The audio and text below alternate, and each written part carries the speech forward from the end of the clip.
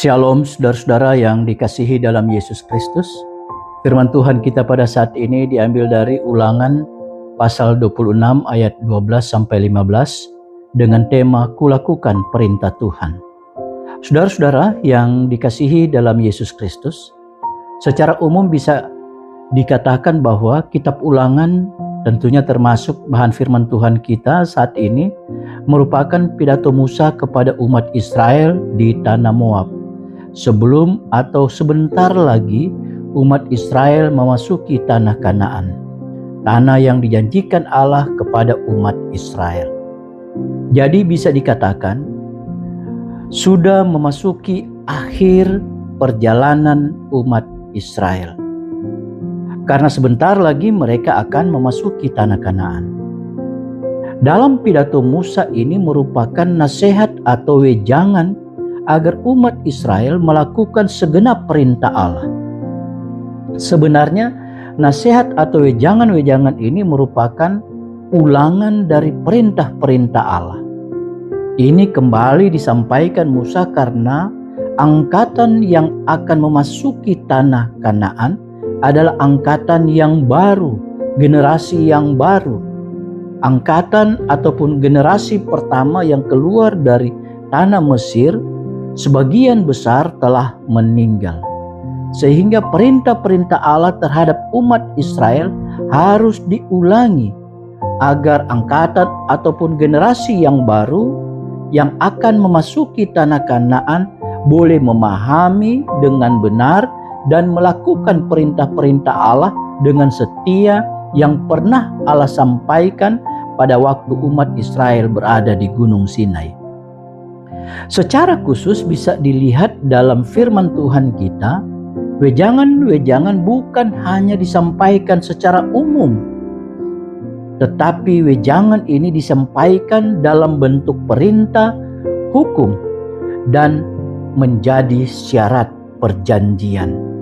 Oleh sebab itu, kalau kita baca dengan teliti firman Tuhan kita ini, merupakan perintah Tuhan yang harus dilakukan oleh umat Israel pada waktu mereka menetap dan hidup di tanah Kanaan.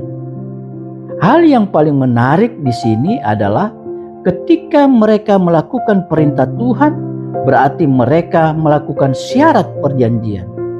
Maksudnya, umat Israel harus taat dan menyembah kepada Allah saja.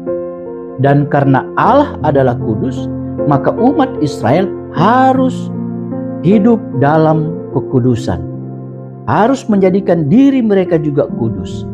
Untuk itu umat Israel jangan terkontaminasi dengan hal-hal yang tidak kudus. Umat Israel melakukan apa yang diperintahkan Allah, maka Allah akan memberkati mereka. Jadi melakukan perintah Allah adalah syarat dari perjanjian itu untuk mendapatkan berkat-berkat dari Allah. Saudara-saudara, firman Tuhan kita secara tegas, Allah memerintahkan umat Israel agar melakukan firman Tuhan. Firman-Nya, khususnya persepuluhan. Di sini Tuhan memerintahkan agar umat Israel melakukan persepuluhan, memberikan persepuluhan dalam bentuk yang lain tentunya. Dan setelah melakukan ataupun memberikan persepuluhan, umat Israel harus mempertanggungjawabkan kepada Allah. Oleh sebab itu, setelah melakukan persepuluhan yang diberikan kepada orang Lewi, orang asing, anak yatim, dan kepada janda, umat Israel harus memberitahukan semuanya itu kepada Tuhan Allah. Perlu diketahui, persepuluhan itu sifatnya kudus. Itu kalau kita baca dalam ayat 14. Kenapa sifatnya kudus? Karena itu merupakan perintah Allah dan akan diberikan kepada Allah. Oleh sebab itu umat Israel harus menghindari dirinya terhadap hal-hal yang najis, seperti mendekatkan diri bahkan bersentuhan dengan orang mati. Persepuluhan diberikan kepada orang Lewi karena orang Lewi tidak mendapat pembagian tanah, hak atas tanah seperti 11 suku Israel. Mereka semua mendapat hak atas tanah. Tanah Kanaan dibagi berdasarkan 10 suku di Israel. Sehingga mereka tidak mempunyai tempat untuk bertani dan mendapatkan hasil dari tanah tersebut. Orang Lewi memang dikhususkan Tuhan untuk bekerja atau melayani di bait suci. Persepuluhan diberikan kepada orang asing. Di sini terlihat bahwa orang asing menjadi salah satu kelompok yang berhak menerima persepuluhan karena orang asing tidak memiliki tanah. Perlu diketahui, ekonomi pada waktu itu berbasis agraris, sehingga tidak memiliki tanah berarti tidak memiliki sumber pangan tetap. Kenapa diberikan kepada anak yatim?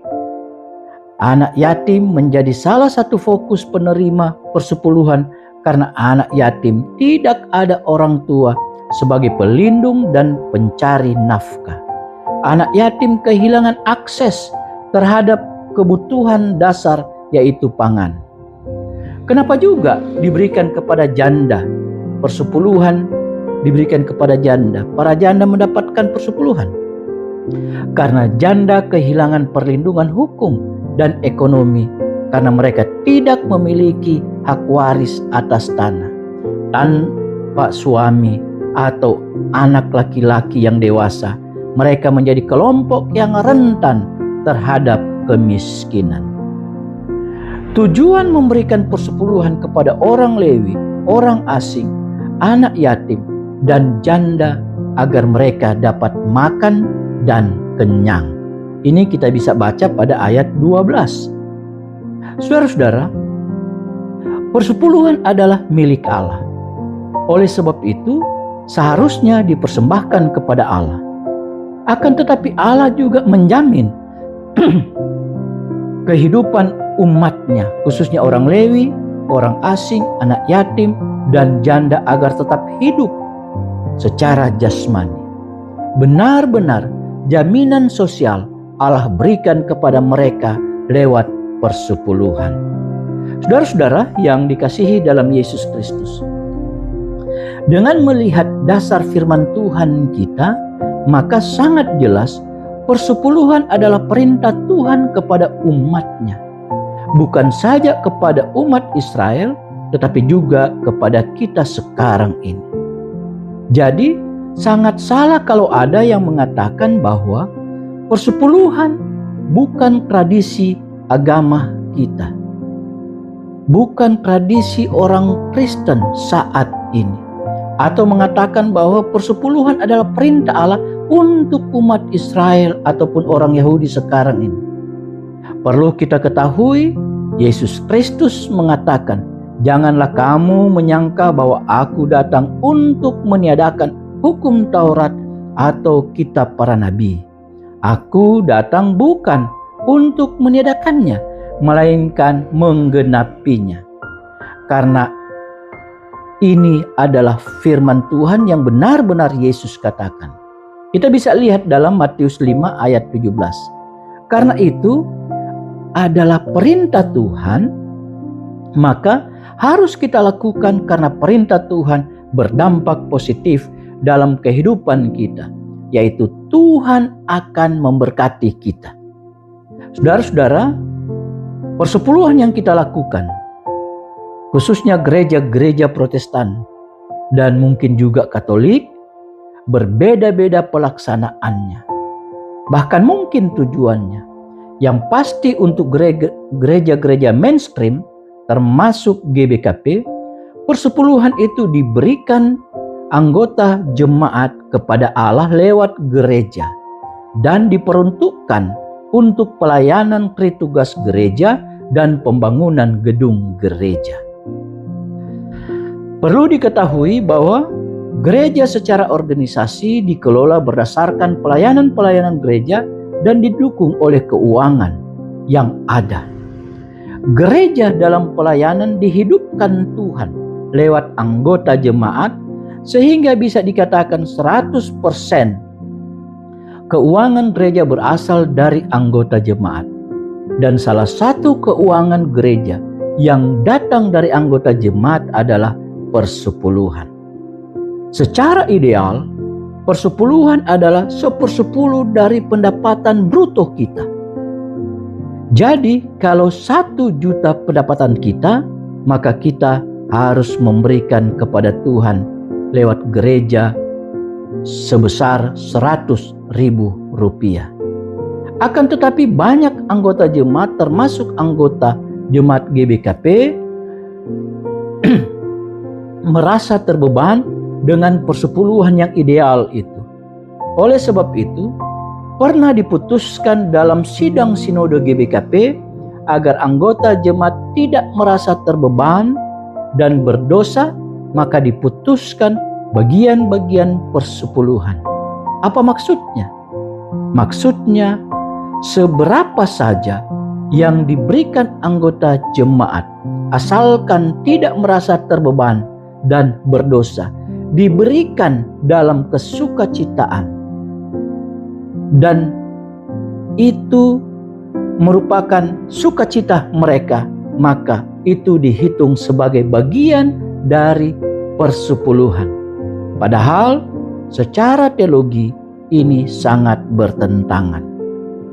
Saudara-saudara, tema kita kulakukan perintah Allah. Berarti sebagai orang yang takut akan Allah, secara sadar dan panggilan iman melakukan apa yang diperintahkan Tuhan kepada kita, termasuk memberi persepuluhan. Tentunya dengan kita melakukan perintah Tuhan, Tuhan akan memperhatikan kita. Tuhan akan memberkati kita. Kita tidak akan berkekurangan ataupun jatuh miskin. Tuhan akan memberkati kita. Oleh sebab itu, marilah sebagai umat Tuhan yang patuh, kita lakukan perintah Tuhan agar Tuhan termulia lewat pelayanan-pelayanan gereja. Kulakukan perintah Tuhan, tandanya kita patuh dan taat kepadanya. Demikianlah firman Tuhan.